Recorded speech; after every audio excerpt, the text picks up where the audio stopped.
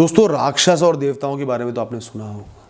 सबके धर्मों में इनको अलग अलग तरीके से बताया गया है, अलग नाम दिए हुए हैं। कोई जिन्नात कह ले, कोई राक्षस कह ले, कोई डेविल कह ले। तो ऐसा ही एक राक्षस एंजल का, देव का रूप धारण करके एक इंसान के पास पहुंच गया।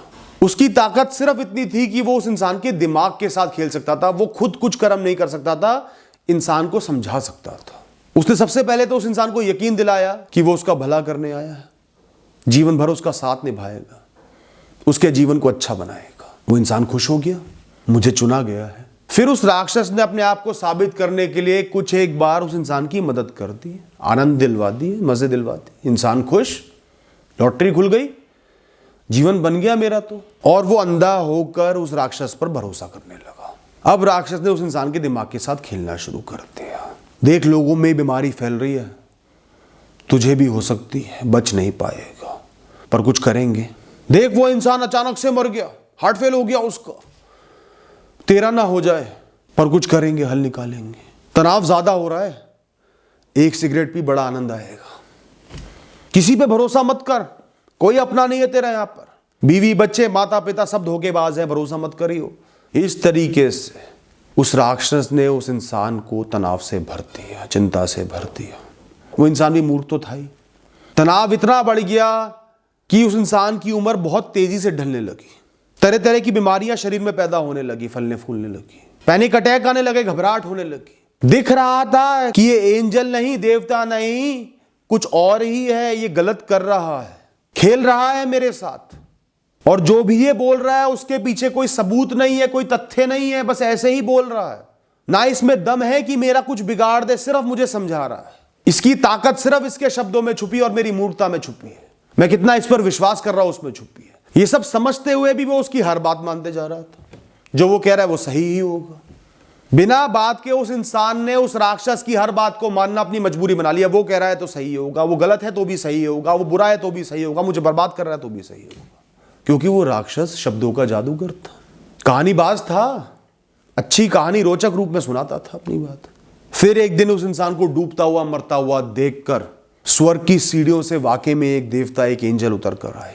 वो उस इंसान के पास गए, उसे बोला, मेरे दोस्त, तुम राक्षस के हाथ में पड़ गए हो, वो देवता नहीं है, जल्द ही वो तुमसे ही तुम्हें मरवा देगा।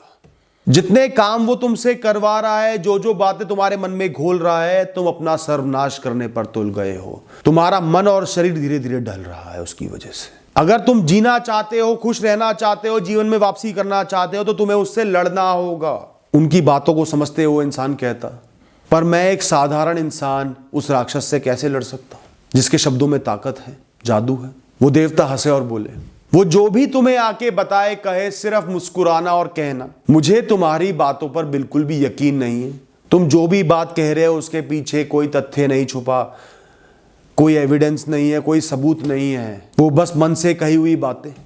तुम्हें जो भी कहना है पहले साबित करके दिखाओ कि वो तथ्य है, वो होगा ही होगा, उसके साथ के सबूत लेकर आओ, फिर मैं तुम्हारी बात का यकीन करूंगा, वरना मैं तुम्हारी हर बात को सिरे से खारिज करता हूं।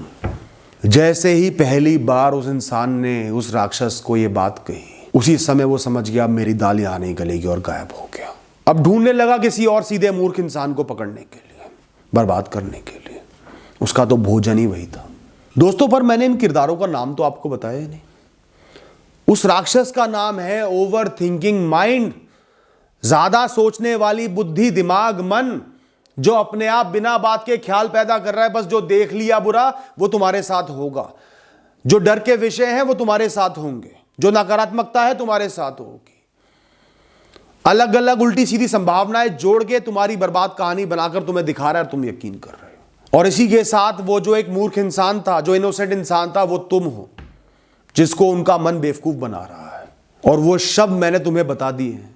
मैं कोई देवता नहीं हूं, एक साधारण इंसान ही हूं, पर वो शब्द कम से कम तुम्हें बता दिए हैं। अपने उस राक्षस रूपी बुरा सोचने वाले मन को वो शब्द कह दो और मुक्त हो जाओ। चैन की सांस लो, तुम भी अपनी घबराहट को, डर को, चिंताओं को कम कर दो, एक अच्छा जीवन जी लो। Thank you and all the best.